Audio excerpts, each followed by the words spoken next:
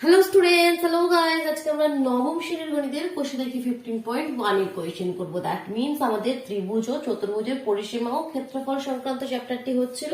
তো আজকে আমাদের কোয়েশ্চেন নাম্বার 13 থেকে হবে। তো কোয়েশ্চেনটি কি বলছে দেখো, কি যে বর্গাকার জমির কর্ণের দৈর্ঘ্য 20√2 মিটার, তার চারিধার পাঁচিল দিয়ে ঘিরতে কত মিটার দৈর্ঘ্যের পাঁচিল দিতে হবে সেটা হিসেব করে লিখি।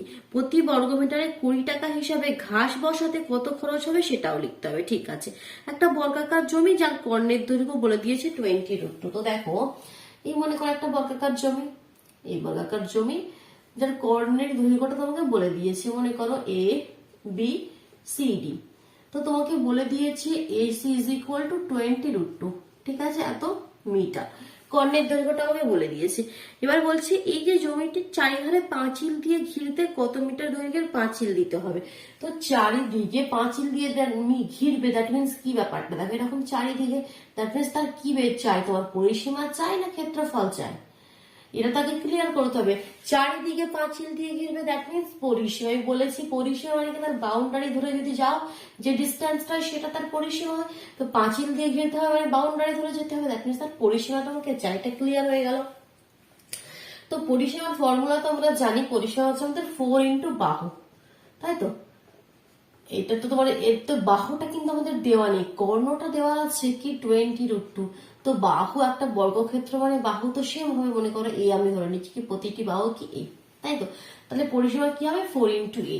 তো সেই এটার ভ্যালু তো আগে তোমাকে জানতে হবে কি বাহুটা কত মিটার, বাহুটা তো দেওয়া নেই। এবার দেখো এ বি সি একটা কি সমকোণী ত্রিভুজ, এ বি সি একটা কি বর্গক্ষেত্রের মধ্যে এই এ বি সি আমাদের কি হয়, একটা সমকোণী ত্রিভুজ হয় এ বি সি, যার কোন বি তো 90। তাহলে আমরা লিখতে পারি কি ত্রিভুজ, আমরা লিখতে পারি কি ত্রিভুজ এ বি সি এর S square is equal to A B square plus BC square. Pythagoras formula আমরা ইউজ করতে পারি, তাই সমকোণী ত্রিভুজের ক্ষেত্রে যে আমাদের ফর্মুলাটা হয়, এটা আমাদের হাইপোটেনিয়াস, যদি ইংলিশে বলা হাইপোটেনিয়াস, এটা আমাদের পারপেন্ডিকুলার, এটা আমাদের বেস। তাহলে আমাদের কি হয়, hypotenuse square is equal two base square plus perpendicular square. এটা তো আমরা অনেক কোয়েশ্চেন ইউজ করে আসছি, তো সেটাই আমরা লিখলাম। তাহলে এসি এর ভ্যালু তোমাকে দিয়ে দিয়েছে 20√2। তো আমরা এখান থেকে লিখতে পারি 20√2 তার whole square is equal to square plus square, সাইডকে আমরা ধরে নিয়েছি কি এ। তাহলে এটা কি ইমপ্লাই করছে দেখো, 20 হোল স্কোয়ার কত হয়ে যাবে 400, আর √2 এর হোল স্কোয়ার শুধু 2 is equal two 2a square. That means 2 যদি কেটে যায় তাহলে square is equal two 400। That means a is equal two কত হয়ে যাবে আমাদের 20 হয়ে যাবে, তাই তো। 400 রুটের বাইরে এলে কত হবে, বুঝতে পারছো ব্যাপারটা। এটাকে ক্লিয়ার করতে পারলে কিভাবে 420 হয়ে গেল দেখো, আমি করে দেখিয়ে দিচ্ছি। তাহলে স্কোয়ার ইজ ইকুয়াল টু 400 হলে এ ইজ ইকুয়াল টু কত হয়ে যাবে √400। আর √400 মানে কত, আমরা এভাবে লিখতে পারি 20 × 20। দ্যাট মিনস রুটের বাইরে একটা 20 আসবে, তাই তো। তাহলে এর ভ্যালু হয়ে গেল আমাদের 20 মিটার, মানে তার বাহু হয়ে গেল আমাদের, এই বর্গক্ষেত্রের বাহুটি হয়ে গেল আমাদের 20 মিটার। তাহলে অর্থে পরিসীমা ইজিলি বের করবো। তাহলে অর্থে পরিসীমা কত হয়ে যাবে বলো, তাহলে পরিসীমা আমাদের হয়ে গেল, পরিসীমা ইজ ইকুয়াল টু 4 × বাহু, দ্যাট মিনস 80 মিটার। তাহলে পাঁচিল দিয়ে ঘিরতে একটা ফার্স্ট কোয়েশ্চেনের আনসারটি হয়ে গেল কি পাঁচিল দিয়ে ঘিরতে কত মিটার দৈর্ঘ্যের পাঁচিল দিতে হবে, সেটা হচ্ছে আমাদের 80 মিটার। নেক্সট বলছে প্রতি বর্গ মিটারে 20 টাকা হিসাবে ঘাস বসাতে কত খরচ হবে। এবার দেখো ঘাস বসাবে, তো ঘাস বসাবে তো পাঁচিলে তো আর ঘাস বসাবে না নিশ্চয়ই। ঘাস বসাবে মানে কি জমিটির ভিতরে ঘাস বসাবে। তো জমিটির ভিতরে ঘাস বসাবে মানে তার কি চাই, ক্ষেত্রফল চাই। এটা কিন্তু ক্লিয়ার করতে হবে, ক্ষেত্রফল চাইছে না পরিসীমা চাইছে। ঘাস বসাবে মানে কি তখন এই পাঁচিলের চারিধারের কনসেপ্ট আর আসছে না, তার ভিতরের কনসেপ্ট আসছে। দ্যাট মিনস তার ক্ষেত্রফল কত সেটা আগে বের করি। তাহলে প্রথমে এভাবে লিখবে কি অথবা বর্গাকার জমিটির ক্ষেত্রফল, সুন্দর করে লিখবে, ঠিক আছে। আমি শুধুমাত্র তোমাদের কনসেপ্টটা ক্লিয়ার করতে দিচ্ছি কি অ্যাকচুয়ালি হবে কি, একটু লিখে সুন্দরভাবে করবে, যখন পরীক্ষার খাতায় করবে একটু লিখে করবে। তো জমিটির ক্ষেত্রফল কি হয়ে যাবে 20 × 20, বাহু × বাহু আমরা জানি। তো হয়ে গেল আমাদের 400 বর্গ মিটার। এবার বলছে 20 টাকা হিসাবে, কত টাকা হিসাবে বলছে, হ্যাঁ 20 টাকা হিসাবে কত খরচ হবে। তাহলে মোট খরচ আমাদের হবে 20 × 400, দ্যাট মিনস 4 দুগুণে 8, 3টে 0, এত টাকা। দ্যাট মিনস 8000 টাকা আমাদের খরচ হবে। ক্লিয়ার? চলো নেক্সট দেখো কি বলছে, 14 দাগের কোয়েশ্চেনটা আমি পড়ছি। আমাদের আয়তাকার বাগানের একটি কর্ণ বরাবর একটি বেড়া দেব। আয়তাকার বাগানের দৈর্ঘ্য ও প্রস্থ যথাক্রমে 12 মিটার ও 7 মিটার। ঠিক আছে, বেড়ার দৈর্ঘ্য হিসাব করে লিখি, একদম ইজি কোয়েশ্চেন। দেখো 14 দাগের কোয়েশ্চেনটা কি বলছে, এটা একটু ক্লিয়ার করছি। 14 দাগের কোয়েশ্চেনে বলছে একটি কি রয়েছে, একটি আয়তাকার বাগান রয়েছে। দ্যাট মিনস একটা এরকম একটা বাগান রয়েছে যার এই কর্ণের দৈর্ঘ্য বরাবর তোমরা বেড়া দেবে। ঠিক আছে, মনে করো নেম দিয়ে দিই ABCD, যার কর্ণের মানে AC তে তোমরা বেড়া দেবে। আর বলে দিয়েছে তার দৈর্ঘ্য প্রস্থ বলে দিয়েছে 12 আর 7 মিটার। দৈর্ঘ্য হচ্ছে আমাদের 12 মিটার আর প্রস্থ 7 metre. That means simple AC। তো এখানে বেড়া দেবে মানে কি, এসির যে লেন্থ সেটা আমাদের চাই। তোমরা জানি এটা একটা আমাদের কি সমকোণী ত্রিভুজ। এখানে এই ফর্মুলাটাই যেটা আমরা বর্গক্ষেত্রে কোয়েশ্চেন নাম্বার 13 আমরা ইউজ করলাম সেটাও এখানে ইউজ করব। দ্যাট মিনস এসি কি হয়ে যাবে আমাদের, AC square is equal to আমরা জানি AB square plus BC square. That means AC square is equal to 12 square plus 7 square. 12 12 144, 7 7 49, 9 4 13 3 হাতে 4 4 18 1 9 193। তাহলে এসি ইজ ইকুয়াল টু √193। এটা তো রুটের বাইরে আমরা নিয়ে আসতে পারবো না, তো এরকম ভাবে রেখে দিতে পারি আমরা, কারণ এটা তো রুটের বাইরে বেরোবে না, √193 মিটার। ঠিক আছে, তো এখানে একটু লিখতে হবে কিন্তু, ধরি আয়তাকার জমিটির দৈর্ঘ্য AB is equal to 12 metre, প্রস্থ BC is equal to 7 metre. অতএব ত্রিভুজ ABCA এসি স্কোয়ার, যেভাবে আমি লিখলাম আগের কোয়েশ্চেনটিতে একটু, তো লিখতে হবে কিন্তু। আমি বারবার বলছি আমি শুধুমাত্র ক্যালকুলেশনটা করছি, পরীক্ষার খাতায় কিন্তু লিখে করতে হবে। তো এবার দেখো তারপরে কি বলছে, একটা পার্ট হলো। এবার নেক্সট বলছে কি, তো এই যে কর্ণ বরাবর যদি একটা বেড়া দেবে, সেই বেড়ার দৈর্ঘ্য আমরা বের করে দিলাম। নেক্সট পার্টটি বলছে বেড়াটি আয়তাকার বাগানকে যে দুটি ত্রিভুজে ভাগ করবে তাদের পরিসীমা লেখো। এই যে বেড়াটা তুমি দিলে কর্ণ বরাবর, সেটা তো দুটো ত্রিভুজে ভাগ করে দিল, একে একটা হচ্ছে ABC একটা হচ্ছে ADC। তো এই ত্রিভুজ দুটির পরিসীমা বলো, দুটোরই পরিসীমা সেমই হবে, মানে যে কোনো একটা পরিসীমা বললেই অপরটির পরিসীমা আমরা পেয়ে যাবো। তো কি হবে সেই পরিসীমা? পরিসীমা মানে আমি তোমাকে বারবার বলেছি, পরিসীমা মানে কি বাউন্ডারি। পরিসীমা মানে কি বাউন্ডারি বরাবর তোমরা যদি যাও, যে ডিস্টেন্স তোমরা অতিক্রম করবে সেটাই। তাহলে ত্রিভুজ ABC এবং ত্রিভুজ ADC এর পরিসীমা কত হবে দেখো, পরিসীমা ইজ ইকুয়াল টু কত হবে, দৈর্ঘ্য বরাবর যাও বাউন্ডারি দিয়ে 12 যাবে, তারপর 7 যাবে, আর তারপরে √193 যাবে, কারণ এসি √193। তাহলে পরিসীমা হয়ে যাবে 12 প্লাস 7 প্লাস √193। 12 আর 7 19 প্লাস √193, এত মিটার। ঠিক বোঝা গেল? এর থেকে বেশি আমরা প্লাস মাইনাস ক্যালকুলেশন আর কিছুই করতে পারবো না। দেখো এবার নেক্সট কোয়েশ্চেন নাম্বার 15 এ যাচ্ছে। দেখো কোয়েশ্চেন নাম্বার 15 কি বলছে, মৌসুমীদের বাড়ির আয়তাকার বড় হল ঘরের দৈর্ঘ্য ও প্রস্থের অনুপাত দিয়ে দিয়েছে 9:5 এবং পরিসীমা দিয়েছে 140 মিটার। মৌসুমীরা হল ঘরের মেঝেতে 25 সেমি এবং 20 সেমি আয়তাকার টালি বসাতে চায়। প্রতি 100 টালির দাম 500 টাকা হলে মৌসুমীদের হল ঘরের মেঝেতে টালি বসাতে কত খরচ হবে হিসাব করে লিখতে হবে। অনেক কিছু দিয়ে দিয়েছে, তো এখানে কনফিউজ হওয়ার কিছু নেই। যে জিনিসগুলো দিয়ে দিয়েছে প্রতিটাকে আমরা আস্তে আস্তে স্টেপ বাই স্টেপ সেই জিনিসটাকে আমরা বুঝি। ঠিক আছে, যেগুলো দিয়ে দিয়েছে কোয়েশ্চেনের মধ্যে অনেক কিছু আমাদের গিভেন দেওয়া রয়েছে। ব্যাপারটা আমি ক্লিয়ার করলাম, অসুবিধা হলে তোমরা পজ করে নাও। ঠিক আছে, কোয়েশ্চেন নাম্বার কত আমাদের 15। একটা তোমাদের হল ঘর রয়েছে। ঠিক আছে, মনে করো এইভাবে একটা তোমাদের এই হল ঘর রয়েছে, এই আমাদের একটা হল ঘর, একটা কিউবয়েড শেপ, যেমন আমাদের 3D শেপ গুলো হয়। তো এই হল ঘরে বলছে আয়তাকার বড় হল ঘরের দৈর্ঘ্য প্রস্থের অনুপাত 9:5 দিয়েছে, পরিসীমা 140 মিটার দিয়েছে। মানে দৈর্ঘ্যটাকে আমরা L লিখি, দৈর্ঘ্য বলছে 9 আর প্রস্থ কত বলছে 9:5। তো এটাকে আমরা ধরতে পারি 9x আর প্রস্থটাকে আমরা ধরে নেবো 5x। ধরি হল ঘরের দৈর্ঘ্য ইজ ইকুয়াল টু 9x, এভাবে লিখবে, একটা লিখে দেখিয়ে দিচ্ছি। ধরি হল ঘরের দৈর্ঘ্য is equal two 9x metre. ধরি হল ঘরের প্রস্থ is equal two 5x metre. যখন এরকম অনুপাত দেওয়া থাকবে এরকম সেটাকে x ধরে করে নিলে। পরিসীমা বলছে 140 মিটার। আর কি দিয়েছে? পরিসীমা বলছে 140 মিটার। ঠিক। তো এবার কি বলছে কি, মৌসুমীদের হল ঘরের মেঝেতে তুমি টালি বসাবে। এবার দেখো এখানে একটু জিনিস বোঝার আছে, মেঝেতে টালি বসাবে। তো আমরা জানি তোমরা যে রুমটাতে আছো সেই রুমেরই মেঝেটা লক্ষ্য করো, মেঝেতে টালি বসাবে। দ্যাট মিনস সেই মেঝের দেখো দৈর্ঘ্যটা দিয়ে দিয়েছে, প্রস্থটা দিয়ে দিয়েছে 9x আর 5x, আর সেই মেঝের পরিসীমা হচ্ছে আমাদের 140, তাই তো? পরিসীমা দিয়ে দিয়েছে। পরিসীমা আমরা জানি, পরিসীমা কি সেই মেঝের যদি বাউন্ডারি বরাবর তোমরা ঘোরো, পরিসীমার ফর্মুলা আমরা কি জানি? পরিসীমা হয় 2 গুণিত দৈর্ঘ্য প্লাস প্রস্থ। কেন?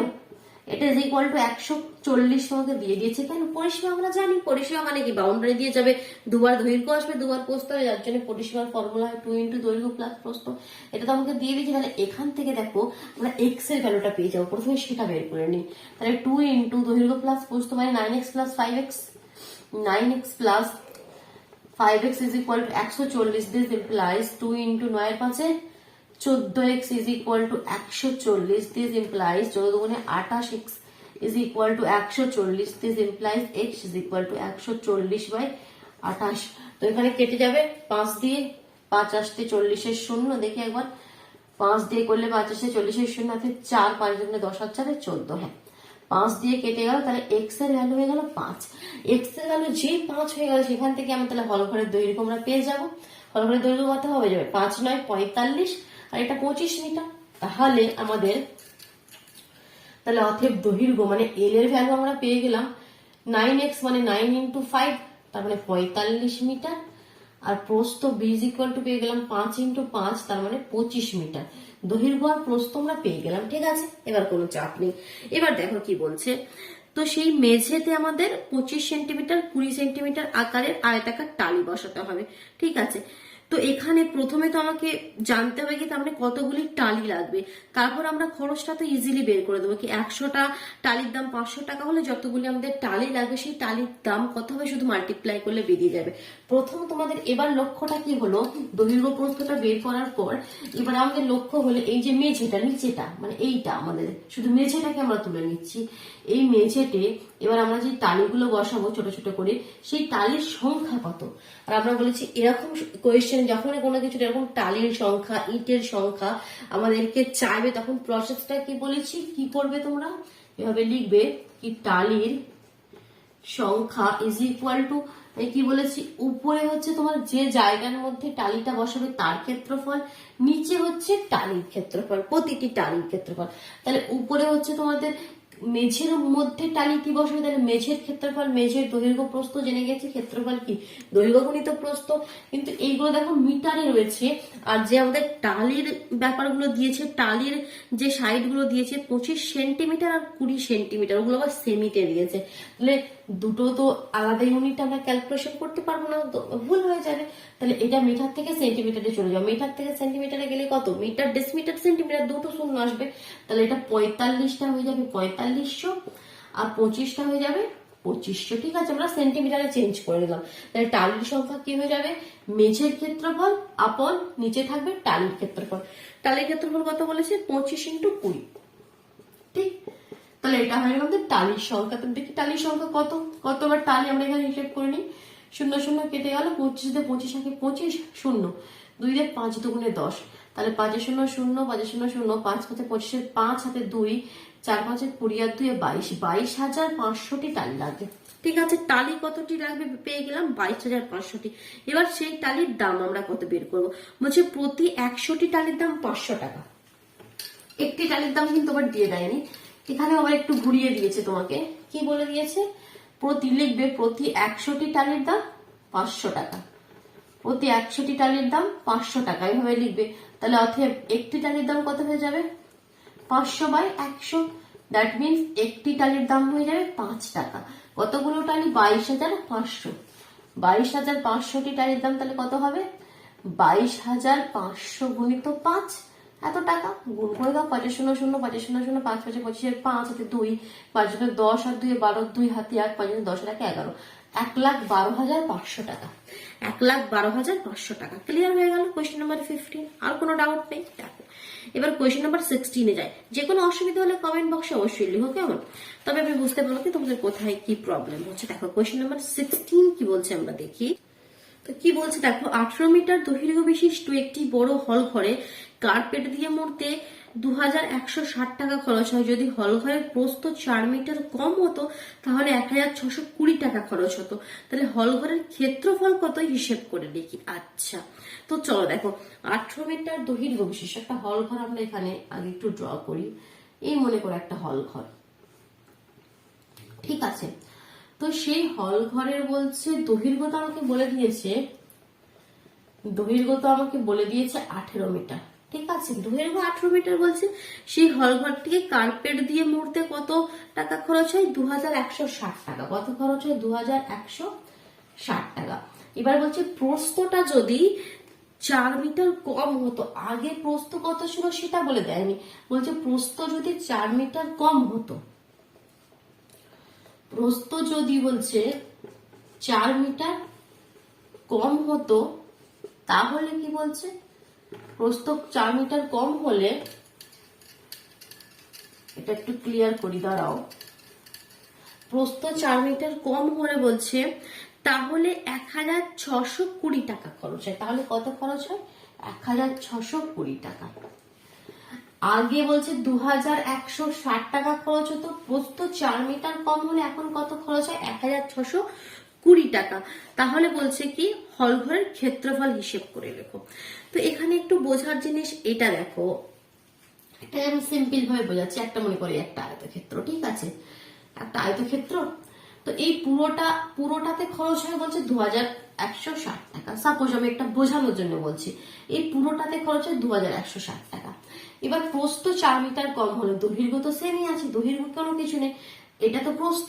এই প্রস্থটা মনে করে এইটুকুন, এখান থেকে এটা 4 মিটার, এটা কম হলে মানে শুধুমাত্র এতটা পোর্শন আছে এবার তোমাদের, ঠিক আছে?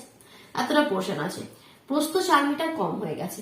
তো প্রস্থ 4 মিটার কম হলে বলছে 1,620 টাকা, মানে এখান থেকে এতটা আমাদের বলছে 1,620 টাকা খরচ হয় কার্পেট দিয়ে মুড়তে।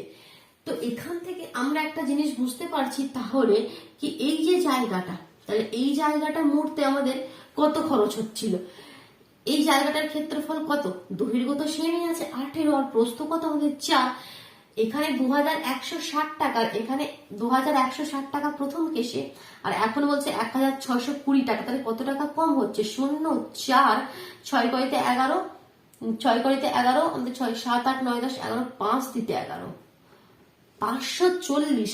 তার মানে কি এই যে জায়গাটা শুধু করতে আমাদের 540 টাকা খরচ হচ্ছিল। মানে এই 18, দৈর্ঘ্য 18 আর প্রস্থ 4, এই এত বর্গমিটার জায়গা খরচ করতে আমাদের 540 টাকা খরচ হচ্ছিল। আর এখান থেকে আমাদের কোয়েশ্চেনটা বেরিয়ে আসবে। দেখো আগে কনসেপ্টটা ক্লিয়ার হলো কি বললাম, এবার দেখো এটাকে আমি করছি। তো এবার আমরা কিভাবে লিখতে পারি এটা দেখো, যেটা বলছিলাম আমি কি, প্রথমে আমি এইভাবে লিখি কি, যদি হল ঘরের প্রস্থ 4 মিটার কম হতো তাহলে হল ঘরের ক্ষেত্রফল কত কম হতো। যদি প্রস্থ, এখানে লিখেছি আমি, যদি প্রস্থ যদি 4 মিটার কম হতো তাহলে হল ঘরের ক্ষেত্রফল 18 গুণিত 4, 4 18 কত, 72 বর্গমিটার কম হতো, ঠিক? এত বর্গমিটার কম হতো, ঠিক? তাহলে এই 72 বর্গমিটার আমাদের কার্পেট দিয়ে মুড়তে কত টাকা খরচ হয় সেটা এবার আমরা দেখে নিই। তো আমরা এবার লিখি কি, অতএব 72 বর্গমিটার জায়গা কার্পেট দিয়ে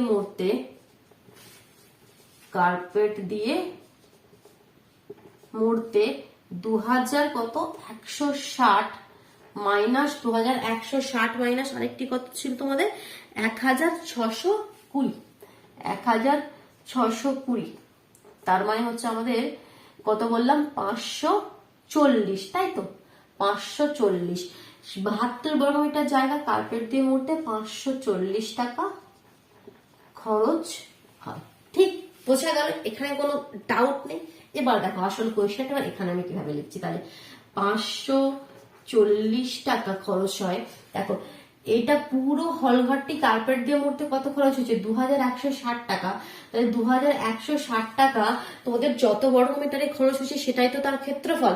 যেমন এখানে 72 টাকা, 72 বর্গ মিটার জায়গা কার্পেট দিয়ে মরতে তোমাদের 540 টাকা খরচ হয়। তাহলে 540 টাকা খরচ হয়েছে তোমাদের 72 বর্গ মিটার জায়গা আমাদের করতে, মানে সেটাই তো তার ক্ষেত্রফল। তো এটা তো সেরকম 540 টাকা খরচ হয় বলছে 72 বর্গ মিটার।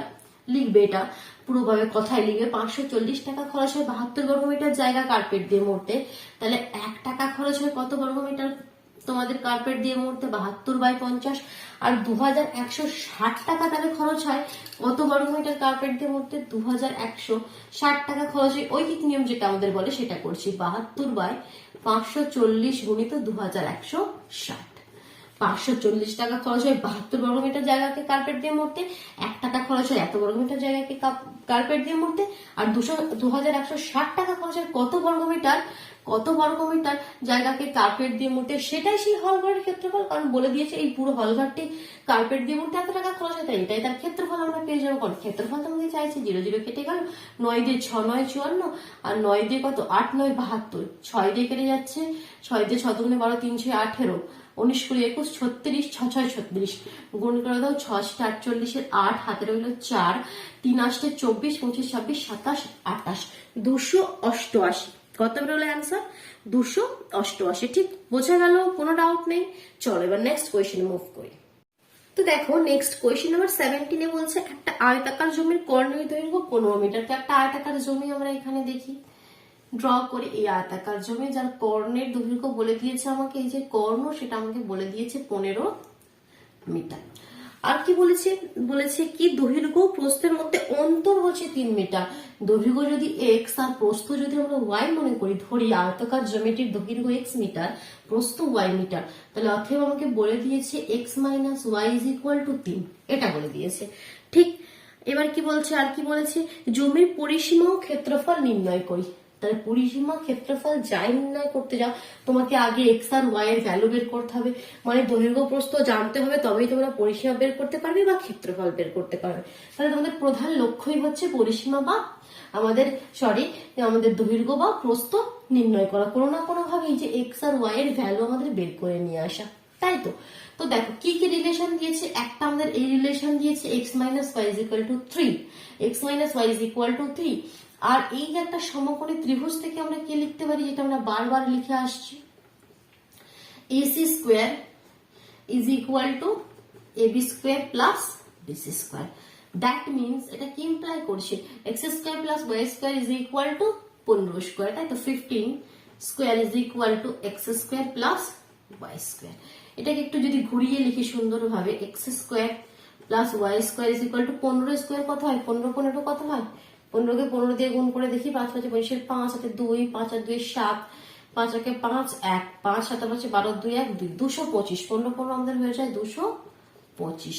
ঠিক আছে, তো এবার দেখো X square plus Y square এর জায়গায় আমরা এখানে জানি x minus Y is equal to 3, তো এখান থেকে আমরা লিখতে পারি কি x is equal to Y plus 3।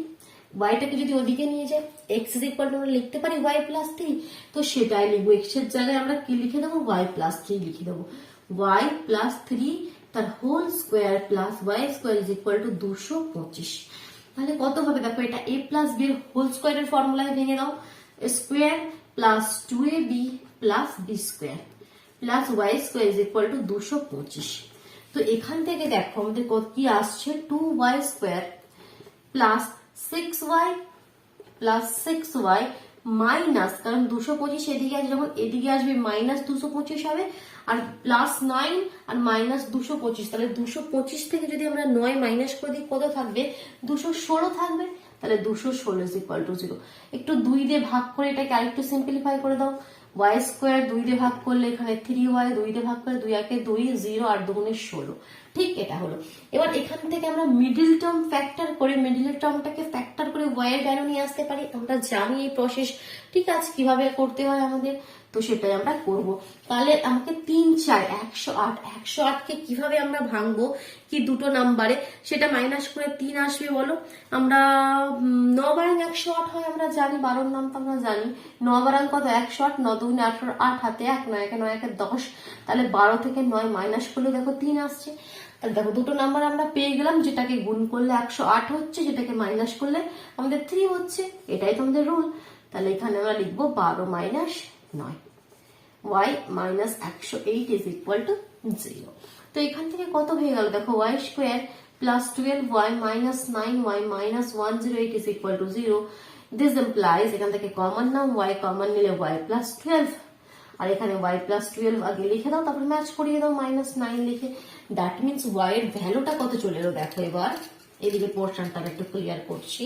তো এখান থেকে পেয়ে গেলাম y প্লাস 12 একটা ব্র্যাকেটে, আর একটা ব্র্যাকেটে y minus 9 is equal two 0।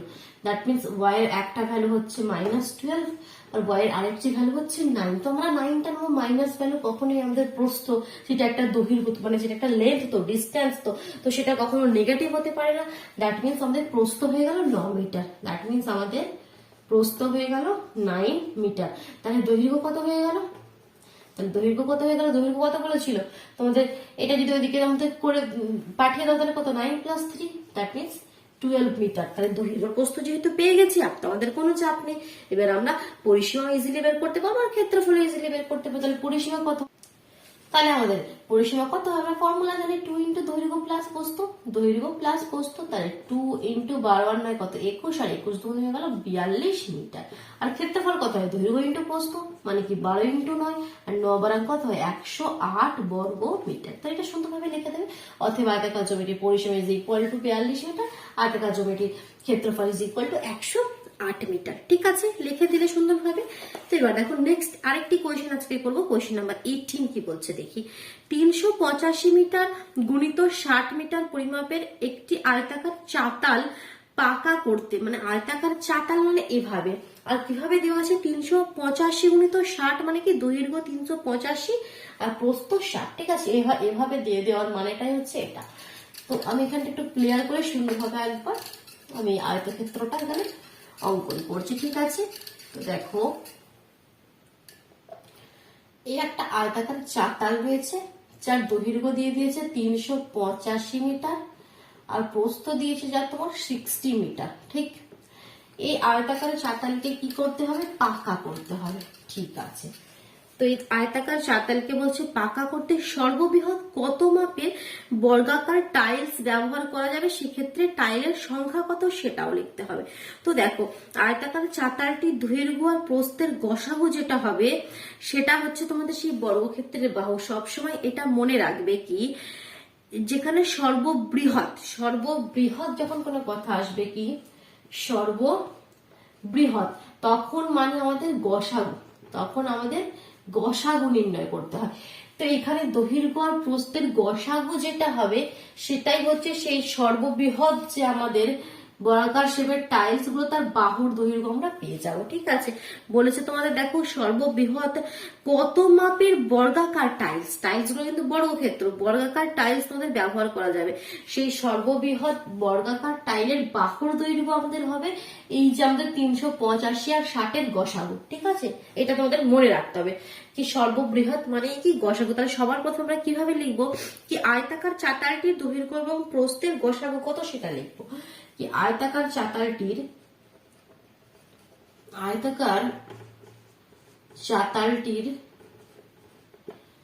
দৈর্ঘ্য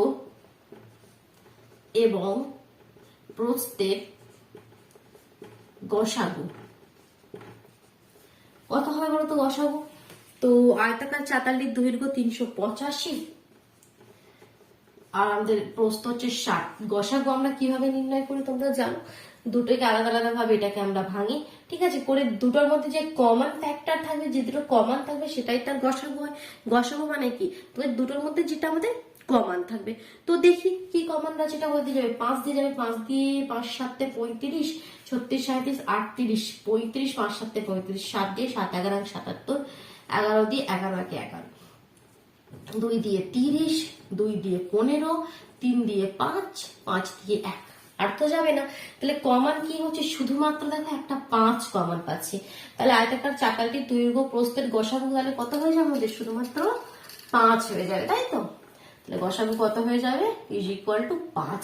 তার মানে সর্ববৃহৎ বর্গাকার টাইলস যেগুলো আমাদের লাগাতে হবে, সর্ববৃহৎ বর্গাকার মাপের টাইলসের দৈর্ঘ্য হয়ে গেল আমাদের 5 মিটার। আমাকে চেয়েছে কি কি কত মাপের বর্গাকার টাইলস ব্যবহার করা যাবে, তাহলে তোমাদের 5 হয়ে গেল, বাহু দৈর্ঘ্য 5 পেয়ে গেলাম। নেক্সট বলছে আবার সেক্ষেত্রে টাইলের সংখ্যা কত সেটা আমাদের নির্ণয় করতে হবে। আর টাইলসের সংখ্যা নির্ণয় করা, ইটের সংখ্যা নির্ণয় করা আমি প্রসেস তোমাকে বারবার বলে দিয়েছি।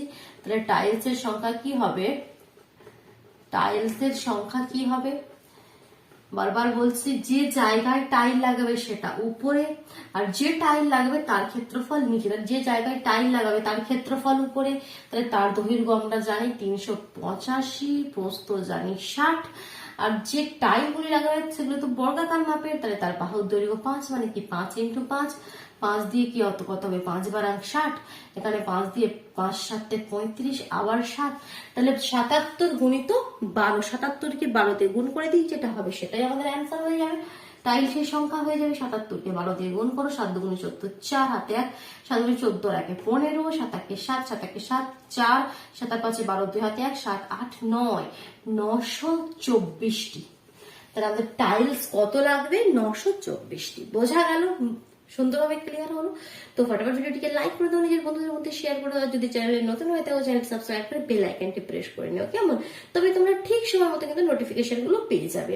আর ম্যাথ রিলেটেড যে কোনো কোয়েশনের দরকার হলে তোমরা চ্যানেলে ভিজিট করো, সেখানে গিয়ে প্লেলিস্ট চেক করো, কেমন। প্লেলিস্ট চেক করলে সমস্ত কিছুটা তোমরা সুন্দরভাবে পেয়ে যাবে। তো আজকে তাহলে টাটা, চলো।